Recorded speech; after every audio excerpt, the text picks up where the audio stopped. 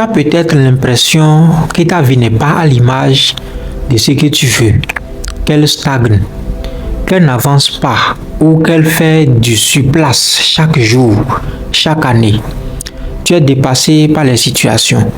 Tu manques de motivation, tu manques d'espoir. Tu es sur le point de renoncer à tout, d'abandonner, de découler. Respire profondément. Le message de ce jour va t'aider à dénouer les nœuds et blocages qui t'empêchent d'avancer vers la vie que tu désires. Il va aider à renouer avec la vie et à reprendre le contrôle de ta vie. Ce qui se passe souvent, c'est qu'on a l'impression que notre vie est un engrenage qui tombe automatiquement sans qu'on puisse le contrôler. Cela s'appelle la mécanicité. Tu te sens comme un robot téléguidé, un avion en pilote automatique, un bateau à la dérive. Tu as l'impression que ta vie ne sert à rien. Tu ne contrôles rien. Tu es complètement vide. Ce type de situation en monotone peut à la longue conduire au désespoir, à la souffrance psychologique, à la dépression. Prépare-toi à quelque chose de nouveau. Dans ce message, je vais te donner 7 conseils qui vont t'aider à reprendre les rênes de ta vie. Numéro 1. Arrête d'être contrôlé par la procrastination. La procrastination, c'est le fait de remettre à plus tard ce que tu dois faire à un moment ou maintenant. Ton mental trouve toujours des excuses du genre « Je suis fatigué, j'ai trop de choses à faire, je n'aime pas faire telle tâche, je me repose un peu, je n'ai pas assez de temps. » Tu restes alors passif sans rien faire. Tu attends que les choses se résolvent d'elles-mêmes, que les problèmes disparaissent d'eux-mêmes comme par magie. Ce qui est sûr, c'est que tout ce que tu ne réalises pas à temps finira par s'accumuler et avoir des conséquences dans ta vie. Au lieu que tu sois aux commandes des événements dans ta vie, ce sont les événements qui s'imposent à toi. C'est comme tu aimes saboter ta propre vie. La seule manière de reprendre le contrôle de ta vie, c'est de dire stop. C'est de lutter contre cette tendance naturelle à ne rien faire et qui t'empêche d'atteindre des objectifs. Il t'appartient de te lever une bonne fois pour toutes et de décider à gravir la pente qui te propulsera au sommet. Numéro 2. Arrête d'être contrôlé par ton passé. Hier, c'est de l'histoire. Il est passé. Demain est un mystère, mais aujourd'hui est un cadeau. C'est pourquoi on l'appelle le présent.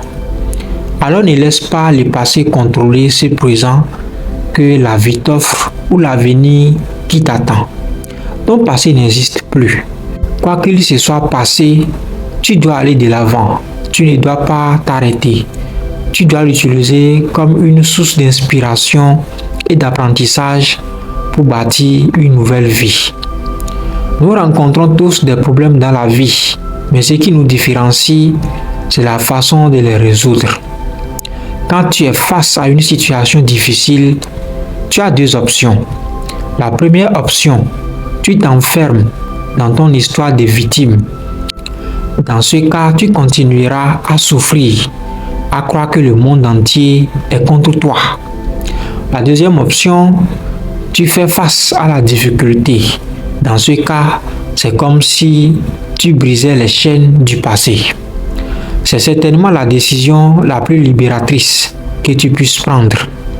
Pour écrire un nouveau chapitre dans ta vie, tu dois arrêter de lire les chapitres antérieurs. Cela impliquera d'abandonner des vieilles habitudes, de t'éloigner de certaines personnes.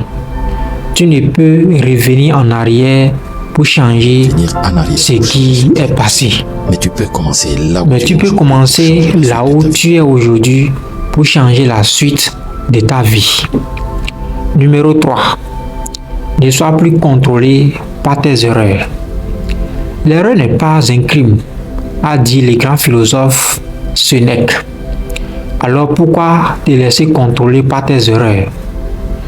C'est parce que tu es miné par la peur. La peur du qu'en dira-t-on? Que penseront ou diront les autres? La peur du lendemain. Que deviendrai-je? Toutes ces questions peuvent te bloquer, te paralyser, t'enfermer dans ta zone de confort et t'empêcher d'avancer.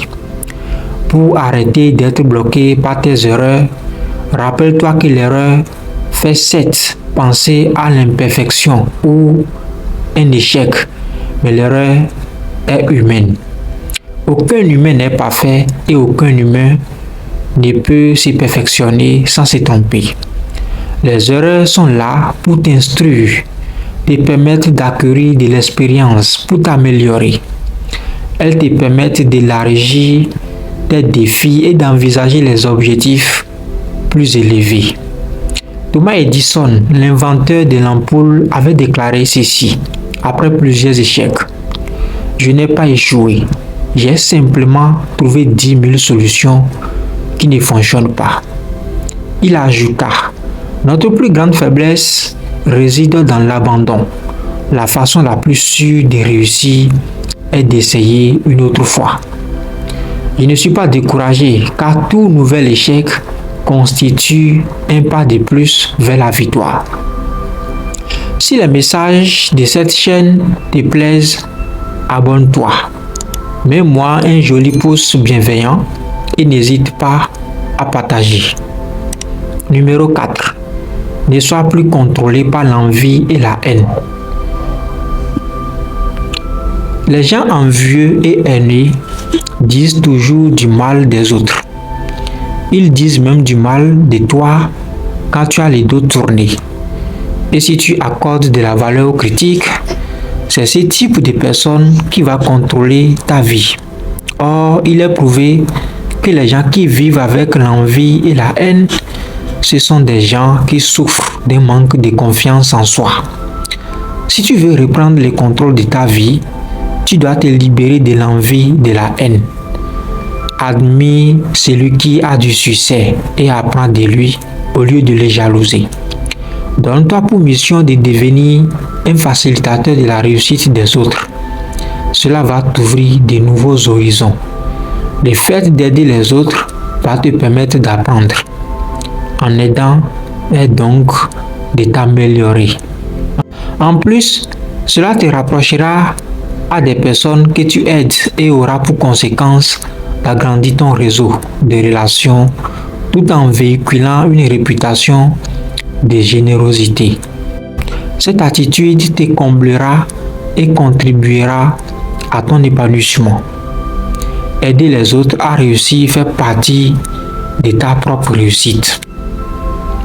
Numéro 5. Arrête d'être contrôlé par l'opinion des autres. Les gens ont toujours une opinion sur tout, y compris sur les autres. De surcroît, celui qui n'a jamais réussi critique toujours les succès des autres. Quand tu commences à réussir dans la vie, tu deviens incontestablement la cible des personnes qui ont des vies vides de sens. Si tu accordes de l'importance à ce que les gens disent de toi, cela va susciter des doutes en toi et tu finiras par être déstabilisé. Détouche, un auteur comique du XVIIIe siècle, avait dit: la critique est aisée et l'art est difficile. Il est plus facile de trouver à redire à ce que font les autres que de faire mieux qu'eux. Rappelle-toi, peu importe ce que tu feras, les gens te critiqueront toujours. La nature humaine est ainsi faite. Si tu comprends cela, écoute les critiques, mais continue ton chemin.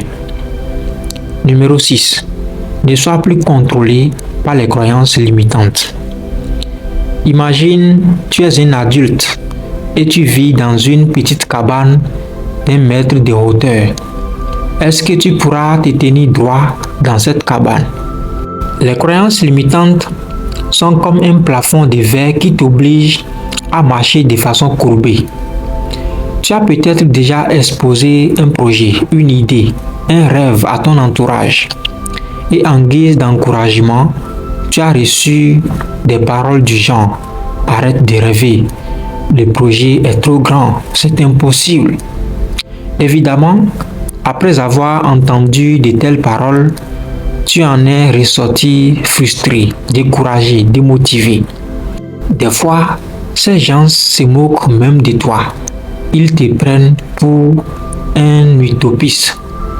Quand tu es confronté à de telles situations, rappelle-toi toujours du pourquoi. Qu'est-ce qui t'anime? Quelle est ta motivation? Si ton pourquoi est clair, suis-le et arrête d'être bridé par ceux qui ont des ambitions limitées. Tout est possible à celui qui croit à son rêve ou à son idéal. Il t'appartient d'arrêter de te faire contrôler par les croyances limitantes. Si tu crois que tu peux réaliser une chose, les autres finiront par croire la même chose.